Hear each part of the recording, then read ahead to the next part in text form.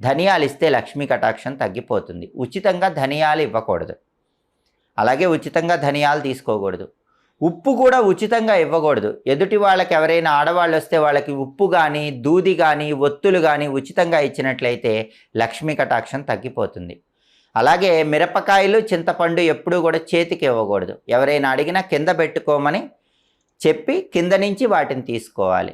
అలాగే మహిళలు చాలామంది ఏం చేస్తారంటే ఏవైనా శుభ కార్యక్రమాలు చేసుకున్నప్పుడు, ఫంక్షన్లు చేసుకున్నప్పుడు స్టీల్ సామాన్లు గిఫ్ట్గా ఇస్తూ ఉంటారు.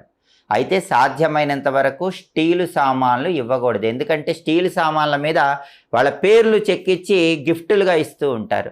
స్టీలు సామాన్లు ఎప్పుడూ కూడా సాధ్యమైనంత వరకు అశుభ కార్యక్రమాల్లోనే ఇవ్వాలి.